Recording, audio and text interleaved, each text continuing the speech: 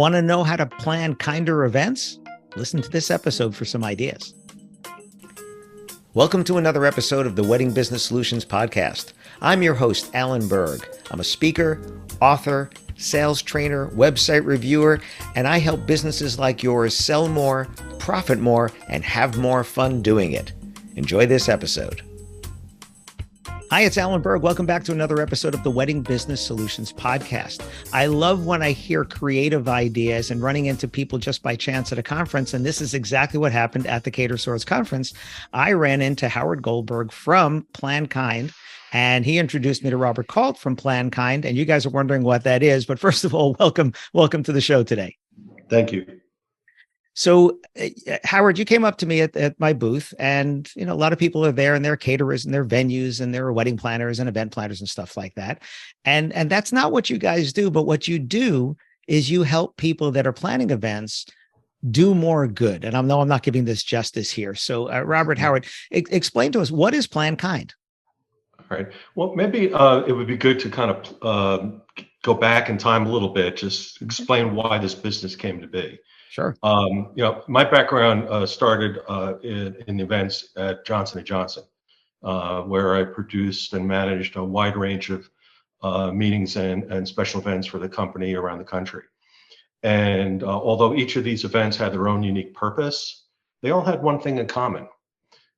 They always had items left over at the end of the event that were thrown out that could have been put to good use. Food, floral arrangements. The trade shows had tons of giveaways and promotional items and tote bags. It goes on and on. So after I left J&J years later, I said, there's got to be something we could do with all this stuff. And I created this business that basically what we do is we send a team of people into the event at the end. We called them rescue squads. And they would go into the event and they would rescue, let's say, floral arrangements that were used as centerpieces and room decor. And we'd redirect them to local hospitals, nursing homes, cancer centers to bring some much needed cheer to the elderly and people that are sick. The catering staff had a lot of food left over. We would redirect that to the local soup kitchens, et cetera. And so we've been doing that for a number of years for clients across the country, both individuals planning weddings and private parties, companies planning meetings and banquets, et cetera. And one day we were started doing events about a year or two before the pandemic hit for Ritz-Carlton hotels. And they were launching this program called Community Footprints. And basically the essence of it is they wanted to show support to the communities where their hotels were located. And they asked us if we had any creative ideas as to how we can help them leave a footprint behind in the communities where their hotels were located. So the woman that was leading up this event in Boston, which was the first launch of it, actually was a breast cancer survivor. And she wanted to give back to women that had gone through the same issues that she had. And so we ended up donating these really pretty chemo caps that actually this woman in the UK made. She was a breast cancer survivor herself. And she twisted them around in a little circle and put greenery at the bottom, and they looked like roses. Uh-huh. So at the end of the event, our rescue squad came into the Ritz event, and they picked up the flowers from the event, but also these chemo cap roses, and we delivered them to the Dana-Farber Cancer Institute. So you're not just recycling stuff that was for that event. In this case, you're actually adding to it. Correct. And so to me, it was like, I think back, that was sort of the first seed that was planted for the business we're launching now. And when the pandemic hit, it was like, all bets are off, everything was changing and no events were being done. And I started thinking over the last few years, man, there's a lot of people in need now. If there ever is people in need, it's now. And also, let's face it, there's a shortage of kindness and empathy in this world these days. And I just started putting the piece of the puzzle together. And I said, when the events kick back into gear, I want to try to help spread the joy and kindness to more people. And that's kind of how this event idea came together.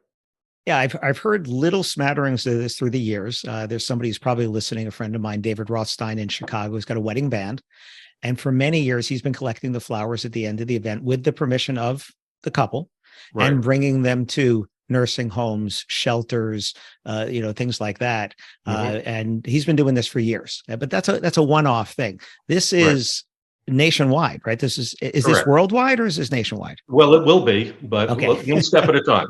One step at a time. So this is any event, any size event, big or small, that somebody feels there are going to be things left over. Okay, so flowers seems to be a logical thing. A lot of people, they leave the flowers, they have these beautiful centerpieces, they're going to get tossed out. Food, doesn't that get a little bit trickier? Like it can't have left the kitchen or something like that? Yeah. And so let me just say that's why we've kind of moved our focus towards not the items left of the event, but what can the event do to help people in the community? It doesn't have to be something left. We did an event once at Ritz-Carlton Hotels in the New York Plaza Hotel. And it was a beautiful ritzy event, hundreds of guests. And as we're walking down the side street, there was this homeless family sitting on a blanket, and they were begging for money to feed themselves. And I'll never get out of my head the picture of them sitting there hungry and this event taking place. Right. So I just felt like it was really important that this business strategy that we're employing can help these people.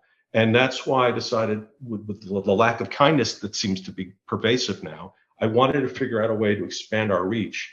So it doesn't have to depend on what's left of the event. It's just plan it forward, I'll say. So plan it forward so your events can help those in need in the very same community where your event's taking place. The beauty of what we do now is in advance, we strategize with the planner or the host and hostess or whatever, and we come up with an action plan that will, because of an event, have an additional event happen that will perpetuate kindness. And that can be very specific, creative, unique, match the theme of the event. And because of the event happening, we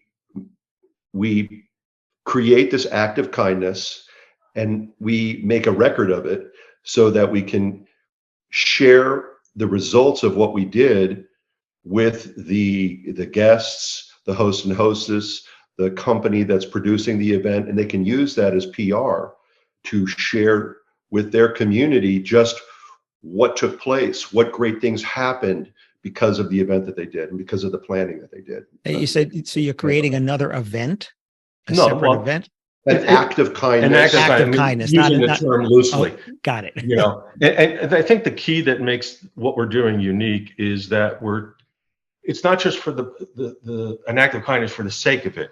What we're trying to do is we're trying to connect the event to the people that are in need.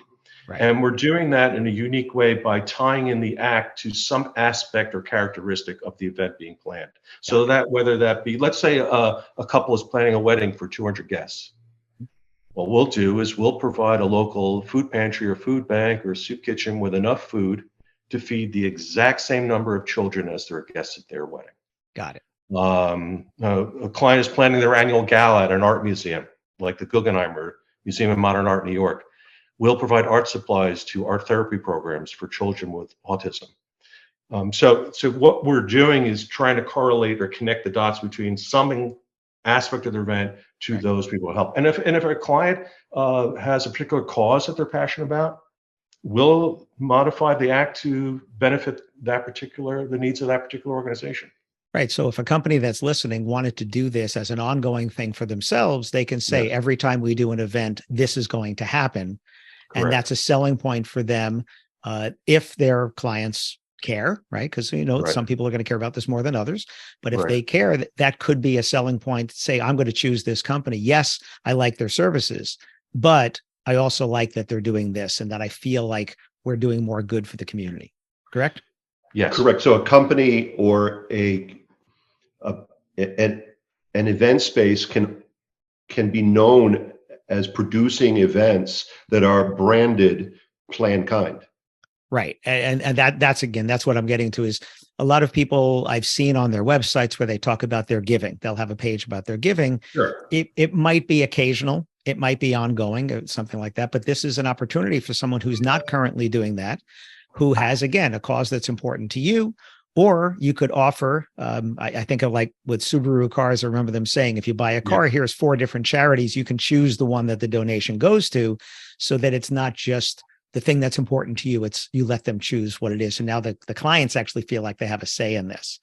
So now, in terms of the scaling of something like this, how would this work? Let's say there's a company listening right now in Oklahoma, and they have they're doing a wedding. The wedding's coming up in 6 months, and they want to do an act of kindness because of that. How do you get involved with them? Well, depending on whether or not they're contacting us directly or through an independent wedding planner, we'll have a series of questions that will ask them to get a sense of the specs of the event, how many guests, where it's being held, and see if there's any creative connections we can make to the venue or a theme at the whatever color scheme, whatever it is, and how grand of a scale they want to make it. Being sensitive to their budget, their goals, or do they have a particular cause that, like I said before, that they're passionate about. Right. And then we'll create a concept or two and we'll present it to them and explain what the associated costs are for it, and they can pick the concept they like. And then we take it from there. So there's really not much that the person who's asking us to do it has to do. Once they say go ahead and sign on the dotted line, we take care of everything. So we, make arrangements. We have a database, a huge database that I've created of nonprofits and organizations all over the country that is categorized by a specific topic. So let's say it's homeless or nursing homes, cancer, whatever it is. So whatever that category is. And so we'll hone in on that community where their event is taking place and try to target a particular organization that would benefit from whatever the act we've come up with. Right. During COVID, one of the things that happened, we all had some time. A friend of mine kind of guilted me into putting up a video of me playing the piano. And people were surprised because they didn't know that I played. And when somebody says they play, they're like, oh, you play. Okay, you play chopsticks or whatever. But no, I can actually play. So it surprised people. And after the second video, someone said, where's your tip jar? And I said, well, I don't want a tip jar, but I saw that you could add a charity link. So what was important to me was food banks, food insecurity.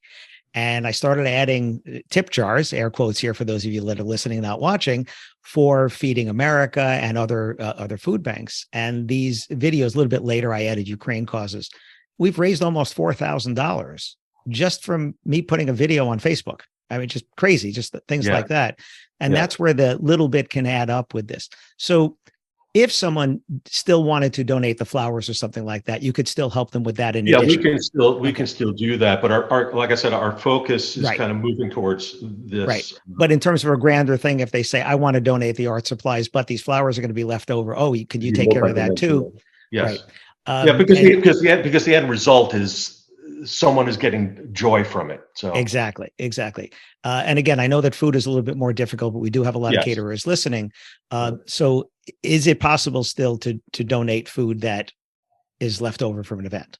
Yeah, the criteria would have to be that the food, lots of times, let's say hotels or banquet halls, they'll have extra food that they have on hand in case the guest count increases close to the event. That food can be donated as long as it's properly handled and maybe kept refrigerated prior to the pickup. It's not food that's out at a buffet table or been served to the guests. So, and then we will, with the help of the kitchen staff, we'll pack that up and get it right over to soup kitchen. Yeah, what I had heard is as long as it hasn't left the kitchen yet, it can be packed up and gone. And obviously kept rightly. So just in case anybody's asking about that, because we know there's always lots of extra food, not the stuff that's on the buffet people didn't eat. If it hasn't left the kitchen yet, it can get packed up there. So art supplies, great idea. There are definitely some people listening who are at museums. That's a perfect tie-in. If you're in a museum, you do an event here, we're going to donate art supplies. What are some of the other ideas that you've done? Well, let's say the New York Public Library. They do huge events there. There is no shortage of inner city schools to disadvantaged communities that could use books. So, in fact, we did an event at the library and we rescued the flowers and we put them in these glass vases. And the front of the vase, because it was a rectangle, was the cover of a book. So it looked like a book vase, So that's where it is. We try to be creative in how we help people in the community. Let's say someone's doing a theme event. It's a sports theme. Okay, so forget about the type of venue. Let's say it's a themed event and it's a sports theme. We'll provide sports equipment to camps, summer camps for children with developmental disorders. We did an event for Ritz-Carlton Hotels at Yankee Stadium. Okay. And we ended up coming up with this idea of donating Yankee baseballs and gloves to youth programs in the New York area. That was a no pun intended, but a big hit. Yeah, we had one with National Speakers Association one year. I always arrange a jam session. So we have this jam session and we have something called the All-Star Band. And one year we went to Indianapolis and we were going to rent musical equipment. And it turned out it was actually cheaper to buy it than to rent it. Now, we didn't buy the same quality that we might have rented, but we had $2,000 worth of new equipment. I said, well, what are we going to do with this? And we ended up donating it to the Boys and Girls Club of Indianapolis. We went and gave them new guitar, bass, amps, keyboard, drums. I mean, we gave them all this brand new equipment. And again, so much better than having rented it. The money is gone. Now something better was right. So it can live on. Sometimes it's better to strategize with a client in advance while they're planning so that some of the decisions that they make will work with our plan of action afterwards. For instance, in Texas, the wedding that was done, the carpeting that was used under the tents. Why don't you share just a tidbit of that? Yeah. Well, I was thinking about actually, and they had signage there. I mean, there's just, this stuff can live on. It has a purpose, you know, and so we try to find the opportunity to pass it on. Habitat for Humanity got to get the carpeting after a lavish wedding. You're speaking my language. My wife and I spent the weekend cleaning out our attic. We donated 5 boxes of books to the local library. We went to Habitat for Humanity with 2 carfuls of stuff. And then we went to Goodwill with 2 other carfuls of stuff that wasn't the stuff that Habitat wanted. So again, you're just speaking my language here in terms of this. Clothing that we give away. I look at it in the closet and go, you know what? It's not getting worn.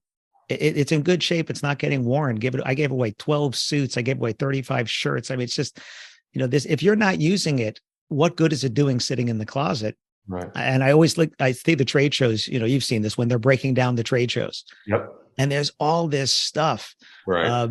I buy my tables, right, instead of renting a table, and then I give it away, either to a local friend, or one time I went to Goodwill and I gave him a table. I gave him the carpeting that I had bought. Same thing. After the trade show, I went and did that. That's a small scale. That's me doing it myself. But, you know, we think about people do, wedding expos. They do trade shows. They do these things where, again, what do you do with this stuff? How much stuff is ending up in a dumpster? So a lot of it is a do-it-yourself concept that we hope many people continue to pick up and perpetuate. And we hope perhaps that our service brings this to the forefront and people begin to make this part of their regular mantra. But it's easier said than done sometimes. And that's where we step in. That's where we can really make it happen. So this could be through the planners, wedding and event planners, DMCs, things like that. But it could also be through really anybody in an event, right? The venue itself, the caterer, but anybody could get involved with this and talk to their client and say, would you like to do something bigger? Would you like to do right? And then we could, I'm sorry, but we could tell our story, and we're going to put that on our website, and a link to our website and to the story can be shared with our clients so that they can use that to let their community know, you know, what great things just took place because of what they've done. Are you seeing people doing this maybe instead of favors or gifts that they're giving out? Yeah. Well, right now, people, we run across, my background in event planning, you know, a lot of times I run into a client. I've run into political clients who are running a campaign. They're being judged on how lavish the event is. And they're like, we want to do it nice, but we don't want it to look like we're wasting money. Okay. So there's an impression of the public that's at hand here. So if you pair it up with something like what we're doing, all of a sudden the focus is on the greatness that we've created as a result of having the event. And then you feel a lot better about spending extra money doing something lavish because you've made it a point to prioritize doing something good, doing something kind. So a Yeah, little reciprocity, a little guilt at the same time. yeah. Alan, you mentioned clothing before, and Yeah. The acts we'll perform could relate to the type of event, like let's say it's a fashion show. Mhm. Okay, we'll help coordinate the donation of clothing to children that are homeless or fleeing war-torn countries like Ukraine. It's just that about connecting the dots between what's taking place at that event and planning it forward to help others. So how would people get involved with this with you? I'll put it into the show notes, of course, but how would somebody who's listening right now and says, you know what, I'm feeling this. I'm feeling this. I want to get involved with this. What should they do? Well, they should reach out to us through our website. We have a toll-free number they can call. Of course, email. We're starting to put together because everything is kind of a work in progress, but we're putting together a social media platform across various mediums. So, but the website is probably the best place to start. And I have our phone number on it, like I said, and just give us a call and we'll get things rolling with you. And the website is? www.plankindevents.com. www.plankindevents.com. We'll have that again in the show notes. We'll put the phone number there. We'll put the email in there as well. Mm-hmm. One last story. Give us one more story, something you've done, something like, I have to share this one. This was so cool. Yeah. Well, let me just throw in before I quickly say that. Sure. I want to tell you one thing, that is, kindness doesn't necessarily have to stop with helping people. Let's say you're passionate about animals that are abused or endangered. We can perform acts of kindness that help them as well. And let's say, another thing that's in major need of kindness, the planet. One of the things that we'll also be doing is giving people the opportunity to help address climate change through their events. And how we're going to do that is we develop relationships with several organizations that help plant trees to try to combat, the ozone layer problems. Mm-hmm. And so if someone's planning an event and they've got 20 banquet tables, we'll help plant 20 trees to offset the carbon footprint that their event leaves behind. So kindness doesn't just stop at our fellow man, it goes beyond that. So I just want to make a mention of that. Sure. I'll tell you one real great story was we did an event in Texas, and it was actually simultaneously being planned in Dallas, Houston, and San Antonio. And the person that was running the event grew up as in the foster care system, and they wanted to kind of plan it forward, if you will, and help people children in a similar situation. So we started reaching out to various foster care organizations in the state of Texas, and it was interesting. We found out that there was something that they all offered to help children that are dealing with the difficulties of going through foster care. And, they cart their belongings from one home to another in a trash bag. And so we found these really beautiful tote bags and matching backpacks. And apparently the programs that they put in place to help these children is called equine therapy. And they get the kids a chance to get close with the horses. They pet them, hug them, and it makes them feel so good, and it really helps deal with the stress that they live through. And so we found these tote bags and these backpacks, and they had horses on them. So it's sort of tied it all together. Right. And needless to say, I think we reached out to 8 different foster care organizations throughout Texas, and it was a big hit. So these are the ways that we can help people planning weddings and companies planning meetings and events, help the people in need right around the corner from when their events take place. Fantastic. So plankindevents.com. We will put the show notes with the contact information, email, phone number, all of that in there as well. If your heart is not feeling warmer right now, I don't know what to say to you. So Howard, thank you for coming to my booth. Robert, thank you for joining us here as well. I want to hear the success stories, so circle this back on. And we'll make sure we do that. Thanks for coming on with me today. Appreciate it. Plan it forward. Thanks for listening to this episode of the Wedding Business Solutions Podcast. If you liked it, please subscribe to this channel and post a review on your chosen platform, Apple Podcasts or whichever one. If you have any questions about anything in this episode or any of my episodes, email me directly at alan@weddingbusinesssolutions.com or visit my website, alanberg.com, alanberg.com. If you have any suggestions for future topics or guests that you'd like to see, please again email me or visit my website. Thanks for listening.